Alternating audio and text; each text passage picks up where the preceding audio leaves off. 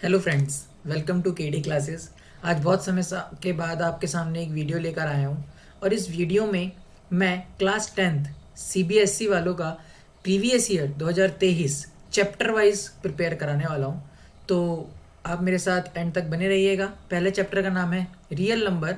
इस real number से आपका जो हर साल पूछा जाता है वो लगभग 6 से 7 नंबर का पूछा जाता है, 5 to 7 मार्क्स अप्रॉक्सली।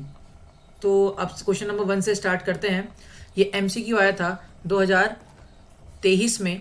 एमसीक्यू कहता है find the HCF of 30 and 70। तो जब भी आपको एचसीएफ एंड एलसीएम का प्रोडक्ट करना हो तो directly you have to product of these two numbers. आप इन दो नंबर्स का प्रोडक्ट कर दीजिए तो आपका डायरेक्ट आपका प्रोडक्ट आ जाएगा। दूसरा मेथड ये है कि आप अलग अलग इनका एचसीएफ निकालिए पहले और एलसीएम निकालिए और बाद में इनका प्रोडक्ट कर लीजिए, तो सेम ही आंसर आएगा। तो शॉर्ट करने के लिए एमसीक्यू है, ज़्यादा टाइम नहीं लगाएंगे, तो इसका आंसर ऑप्शन ए हो जाएगा। आगे चलते हैं।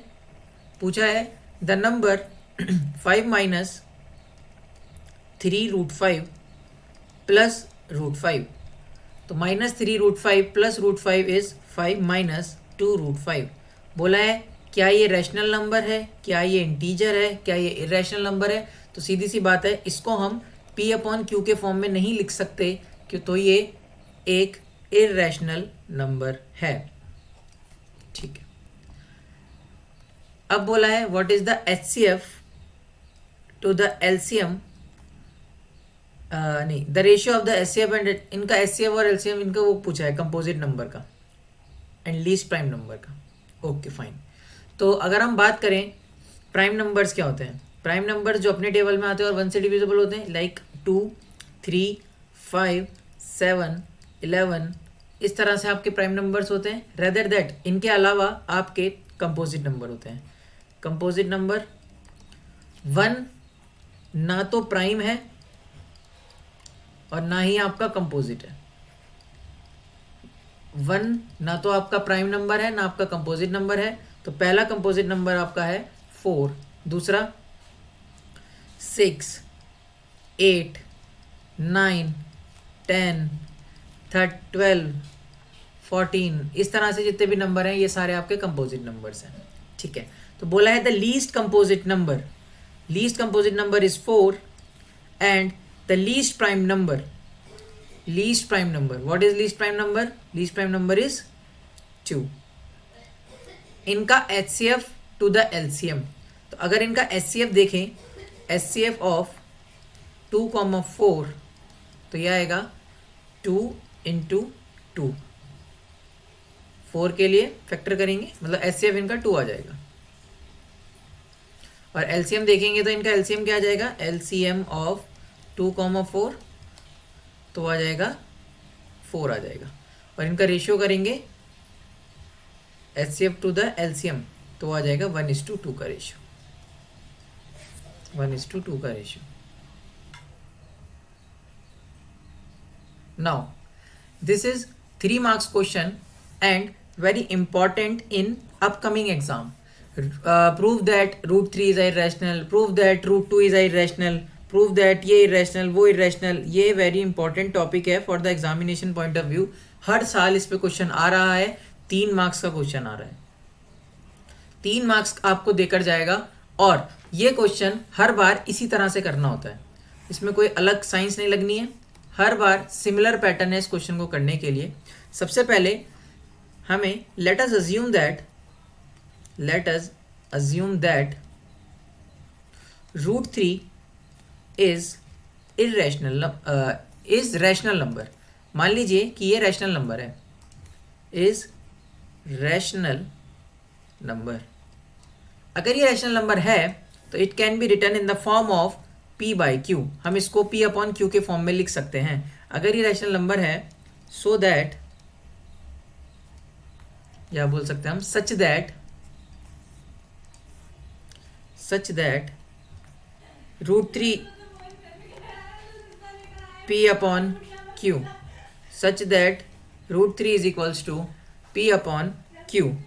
Squaring both side, squaring both side. अगर हम इस इक्वेशन में बोथ साइड स्क्वायर कर दें तो √3 का square is equals to P square upon Q square. तो हो जाएगा P square upon Q square is equals to 3, यानी कि हम लिख सकते हैं P square is equals to 3 of Q square.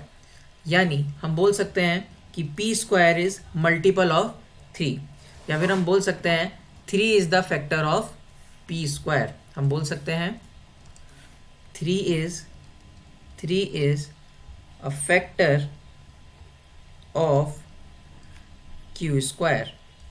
बोल सकते हैं P square, sorry 3 is the factor of P square. तो हम ये भी बोल सकते हैं 3 is a factor of P. अगर कोई फैक्टर पी स्क्वायर का है तो वही फैक्टर पी का भी होने ही वाला है, ऑब्वियस सी बात है। ठीक है, इतने के बाद अब हम देखते हैं P square is equals to ये।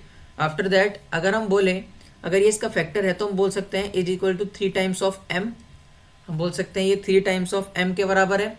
और इसमें अगर हम स्क्वायरिंग बोथ साइड कर दें, स्क्वायरिंग बोथ साइड, अगर हम इसमें स्क्वायरिंग बोथ साइड कर दें तो P square is equals to 9m square. P square is equals to 9m square. हमें पता है इक्वेशन 1, फ्रॉम इक्वेशन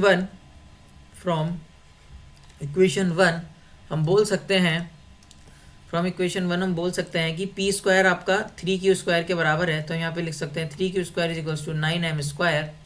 और हम बोल सकते हैं कि q square is equals to 3 of m square. 3 divide में चला जाएगा, 3 1 ज़ा 3, 3 3 ज़ा 9, ये कटने के बाद 3m स्क्वायर। तो हम ये भी बोल सकते हैं यहाँ से कि 3 is a factor of q square. तो हम ये भी बोल सकते हैं 3 is a factor of q also. यानी जैसे कि वो पी स्क्वायर का भी फैक्टर है, पी स्क्वायर का ही फैक्टर है तो पी का ही फैक्टर है, तो क्यू स्क्वायर का ही फैक्टर है तो क्यू का ही फैक्टर है। So that P and Q have 3 as their common factor. है या नहीं? हर बारे में यही लिखना है, कॉमन फैक्टर। तो ये कॉमन फैक्टर हो गया which contradict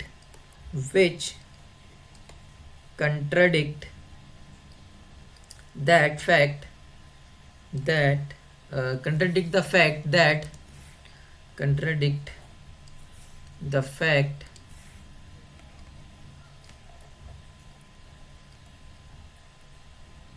आई थिंक यहाँ पर आपको स्क्रीन के पीछे नहीं दिख रहा होगा कि क्या लिखा होगा। मैं यहाँ से लिखता हूँ कंट्राडिक्ट, थोड़ा सा स्क्रॉल कर देता हूँ। कंट्राडिक्ट the fact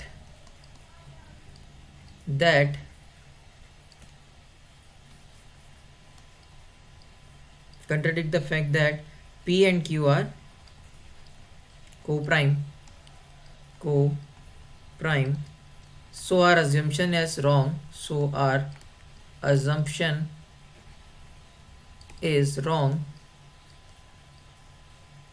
हमारा assumption क्या है? गलत है। √3 is hence √3 is irrational number। तो ये question √3 is irrational number and this ये MCQ हर साल पूछे जा रहे हैं, कुछ इसी तरीके के क्वेश्चन हर साल आ रहे हैं। अब इसी के ऊपर एक केस बेस्ड स्टडी क्वेश्चन जो हर साल आता है और देखा गया है कि बच्चों को इन्हीं में ही प्रॉब्लम हो रही है। बच्चे न्यूमेरिकल वाले क्वेश्चंस तो आराम से कर पा रहे हैं, बट प्रॉब्लम उनको केस बेस्ड स्टडी में हो रही है। केस बेस्ड स्टडी वाले जितने भी क्वेश्चन हैं, चाहे वो रियल नंबर का हो, चाहे वो पॉलिनोमियल का हो, चाहे वो ट्रिग्नोमेट्री का हो, मेंसुरेशन किसी का भी हो, हम सारे ही डिस्कस करेंगे, जिससे आप लोग एग्जाम से पहले एक बार सभी केस बेस्ड स्टडी से गो थ्रू हो जाएंगे। तो इस क्वेश्चन में बोला गया है, Khushi want to organise her birthday party. Khushi नाम की एक लड़की है जो अपने घर में एक बर्थडे पार्टी ऑर्गेनाइज करना चाहती है। वो हेल्थ कॉन्शियस है। Being health conscious she decided to serve only fruits in her birthday party. वो अपने बर्थडे पार्टी में सिर्फ फ्रूट देना चाहती है, तो उसने 36 एप्पल, उसने एप्पल खरीदे 36, और उसने बनानाज लिए 60। Decided to distribute equally among all, जितने भी दोस्त उसने बुलाए उन सभी में बराबर बराबर बनानाज और एप्पल उनने क्या करे, डिस्ट्रीब्यूट करे।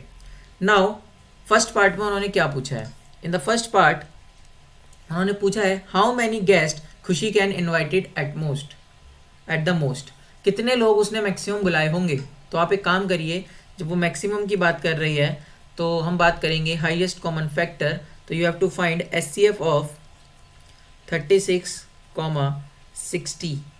तो इनका एचसीएफ आप निकाल लीजिएगा। इसका एचसीएफ आ जाएगा 2 की पावर 2 इंटू 3, यानी 4 3 12, 12 इज द एचसीएफ। ठीक है, उसके बाद उन्होंने बोला कि how many apples and banana will each guest get. अच्छा, अगर उन्होंने 12 लोग बुलाए हैं, अगर उन्होंने 12 फ्रेंड्स उसने इनवाइट करे हैं अपने, मान लीजिए अगर उन्होंने 12 फ्रेंड इनवाइट करे हैं, तो टोटल एप्पल कितने हैं, टोटल एप्पल इज 36। तो ऑन एवरी 1 फ्रेंड 36/12 यानी 3 एप्पल ईच, हर बंदे पे 3 एप्पल जाएंगे। और टोटल बनाना कितना है, टोटल बनाना इज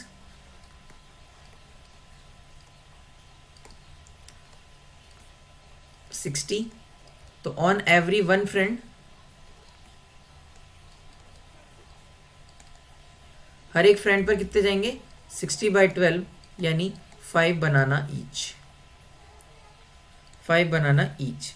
हर बंदे पर 3 एप्पल और 5 बनाना जाने वाले हैं।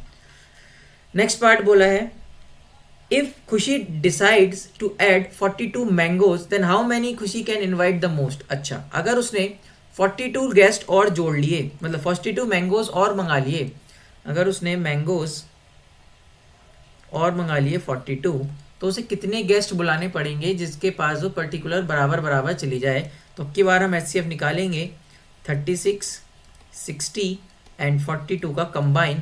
तो इनका एचसीएफ आएगा, आप एचसीएफ अलग अलग निकाल कर देख सकते हैं। तो हाईएस्ट कॉमन फैक्टर आ रहे हैं इसमें 2, 3 विच इज 6। तो हाईएस्ट कॉमन फैक्टर आ रहा है 6। इसका मतलब ये है कि उसे 6 लोगों को बराबर बराबर बांटना पड़ेगा। Okay fine. अगर और वाला पार्ट अगर हम देखें, और वाले भी देख लेते हैं for the practice. If the cost of 1 dozen of banana is 60 rupees and the cost of, अच्छा उन्होंने बोला, आगे चलते हैं थोड़ा सा स्क्रॉल करके, यहाँ पे कर देते हैं इधर।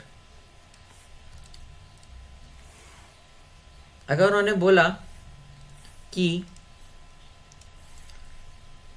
इन if the cost of 1 dozen banana is 60 and the cost of 1 apple is 15 and mangoes is इतना, total spend of, find the total amount spent on 60 bananas। ये ठीक है, 60 bananas उसने लिए, एक डजन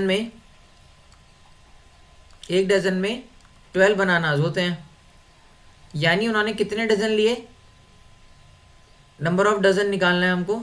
एक डजन में 12 बनाना है, तो एक बनाना में